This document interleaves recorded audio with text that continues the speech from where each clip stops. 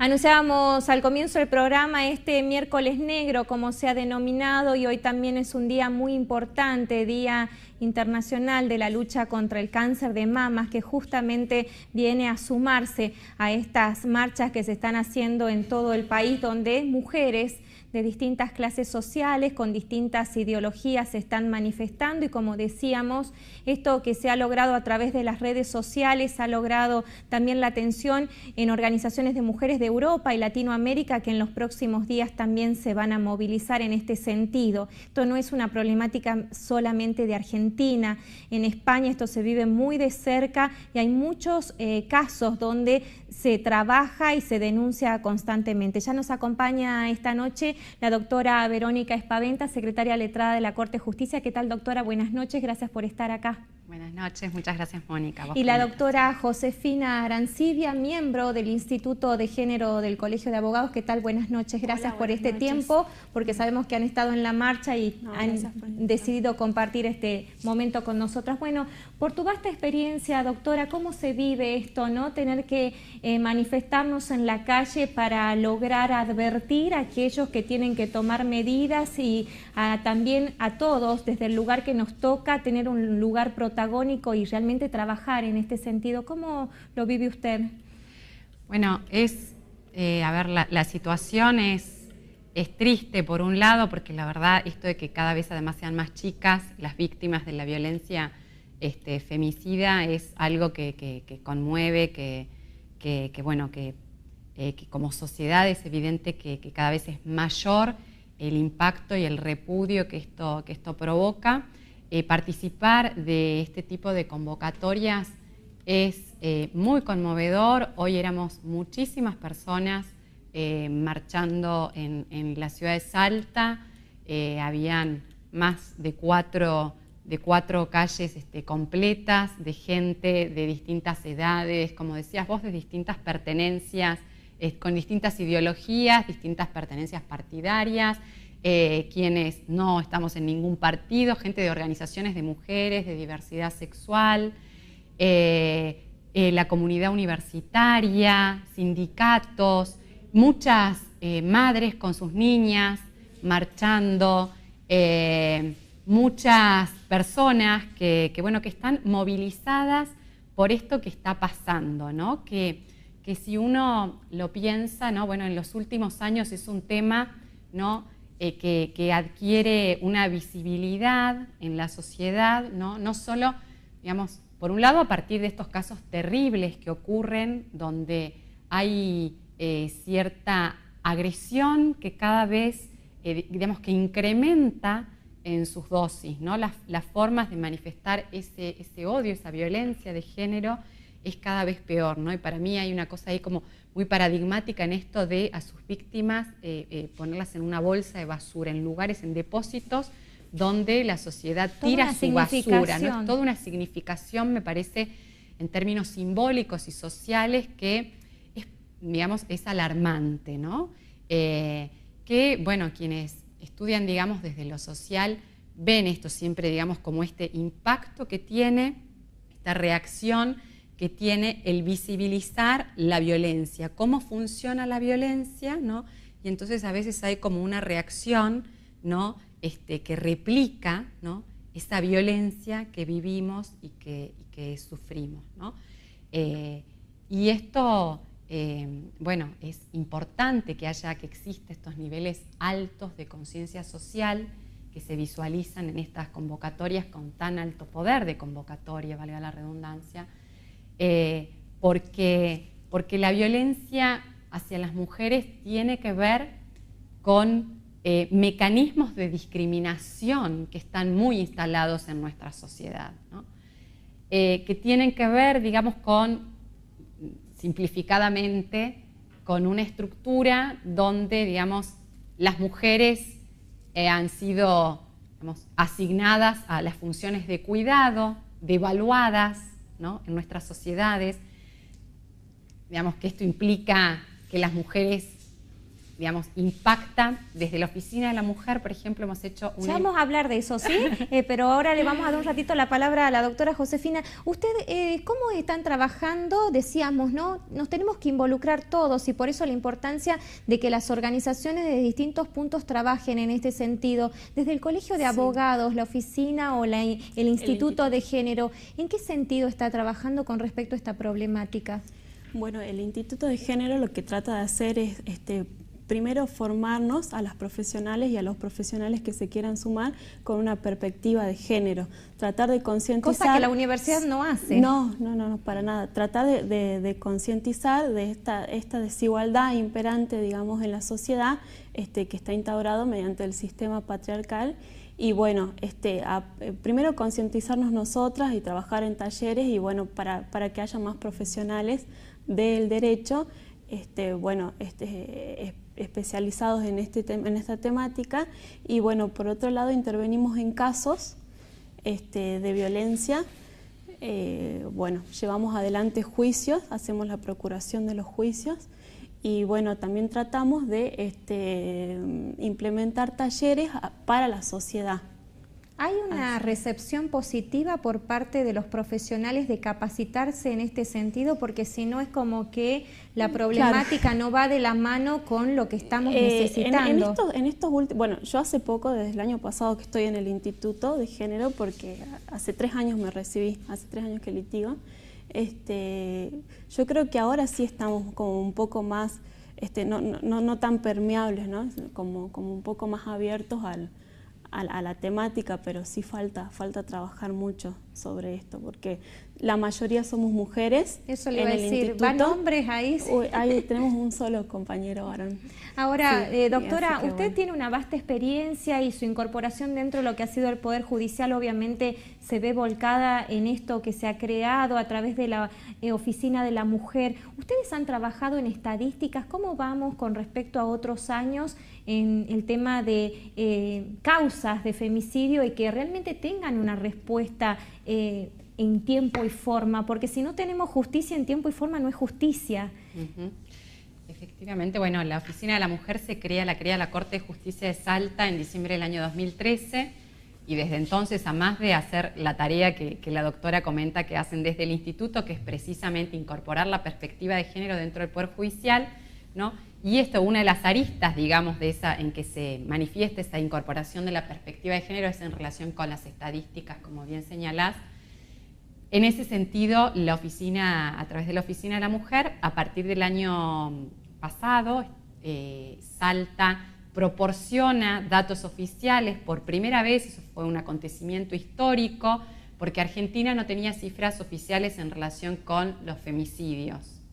Y el Poder Judicial el año pasado toma la delantera y crea este registro de femicidios de la justicia argentina, que tristemente ubica a Salta desde el año pasado en los primeros lugares respecto de la cantidad de femicidios, esto es, asesinatos de mujeres por su condición de tales, ¿no? Ahora decimos primeros lugares, ¿cuál es el lugar que ocupamos? Y el año pasado, que tuvimos las cifras de femicidios ocurridos en el año 2014, Salta quedó ubicada en el segundo lugar. Y este año que dimos a conocer las cifras de femicidios ocurridos en el año 2015, Salta quedó ubicada en el tercer lugar. Con lo cual, es preocupante. Es muy preocupante, ¿no? Porque estamos por debajo de la provincia de Buenos Aires y en teniendo en cuenta la cantidad de la población. Exactamente, se hace en función de, digamos, estos lugares se miden en función de la cantidad de femicidios respecto a la población de mujeres que tienen cada una de las provincias.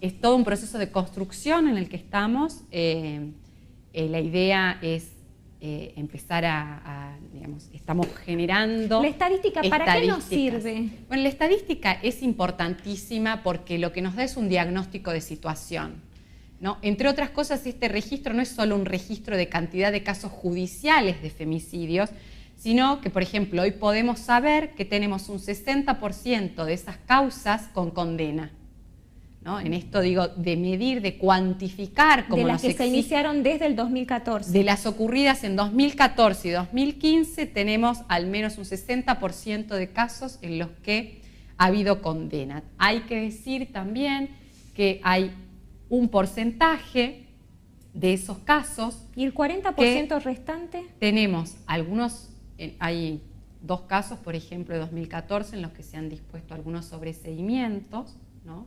Durante la investigación fiscal. Hay otros casos donde la hipótesis finalmente en 2015, por ejemplo, hay uno de esos casos donde se archivó finalmente en fiscalía porque la investigación fiscal, digamos, determinó que había sido un accidente, que se había suicidado la chica y no que había ocurrido un femicidio. Luego hay un porcentaje, ¿no?, de 16 casos, 3 de 15 en 2015, otros 3, de varones que tras asesinar a estas mujeres se suicidaron. Con lo cual, digo, el porcentaje de juicios aún pendientes de resolución es mínimo.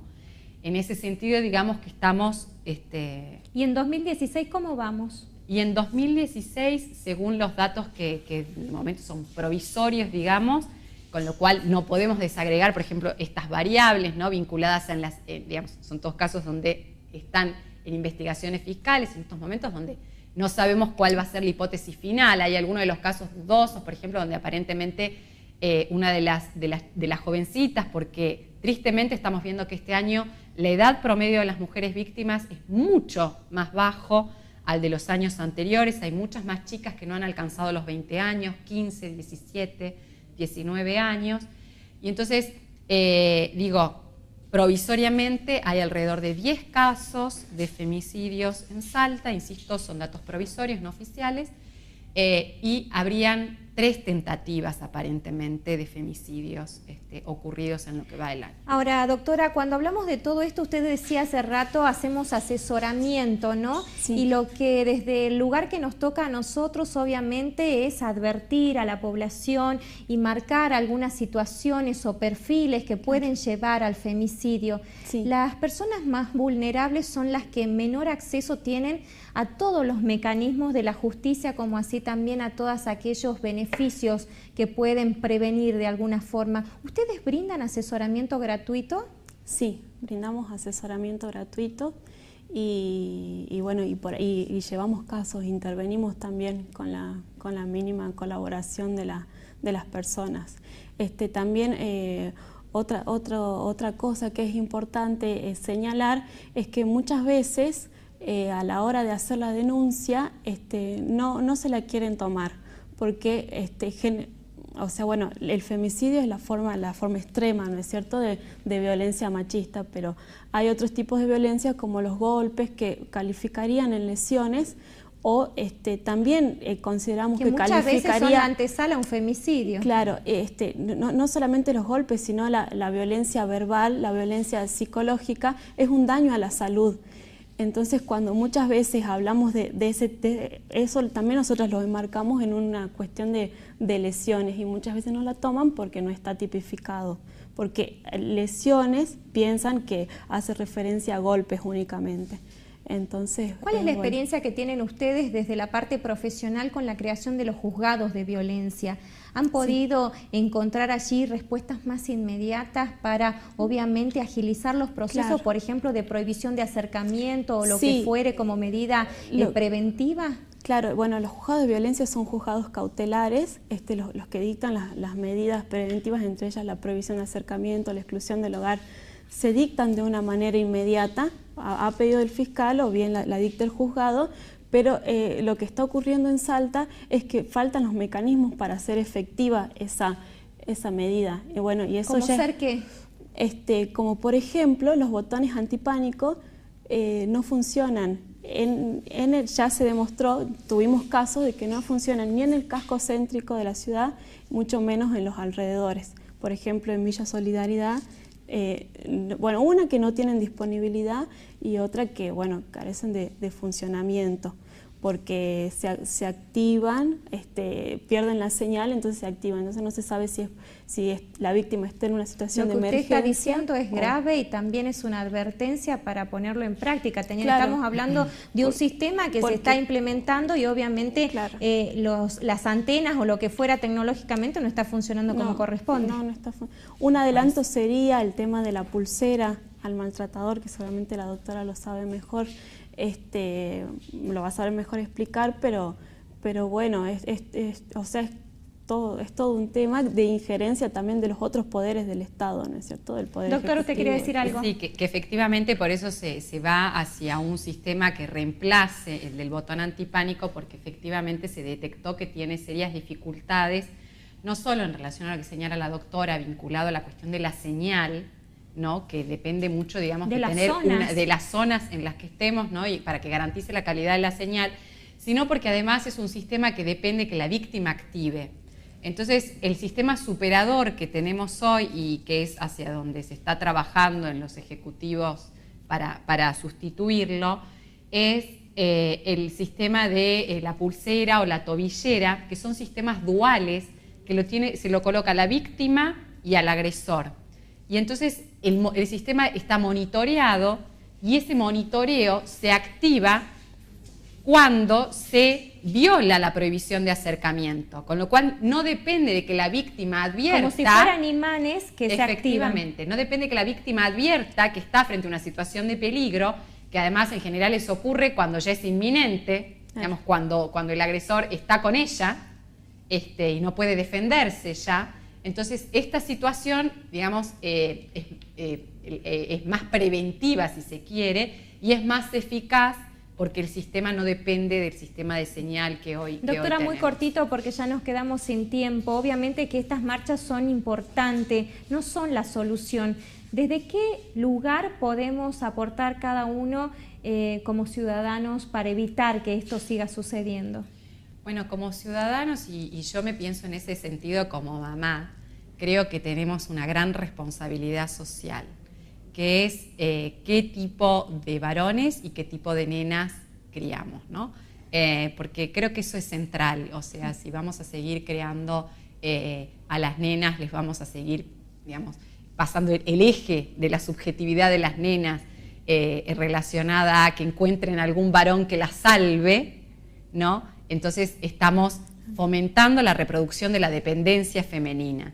Y si con los varones les vamos a seguir habilitando a que la violencia sea el modo en el que juegan, se relacionan, solucionan conflictos, ¿no? A que son más fuertes, etcétera, etcétera, digamos, vamos a seguir reproduciendo esta matriz que genera, esto no quiere decir que todos los hombres vayan a golpear después, ni que todas las mujeres vayan a ser golpeadas, pero sí creo que en ese punto tenemos una gran responsabilidad como ciudadanos. Doctora, aquellas mujeres que tengan alguna situación en particular y que quieran consultar, ¿a dónde se pueden dirigir? Se pueden dirigir todos los miércoles de 13:30 a 15 al Colegio de Abogados, que queda en la General Güemes y Sarmiento. Allí hay asesoramiento gratuito. Allí estamos, sí. Muchísimas gracias, doctora Verónica Espaventa. Gracias, doctora Josefina Arancibia. Nosotros hacemos la última pausa del programa y ya volvemos con nuestro próximo invitado.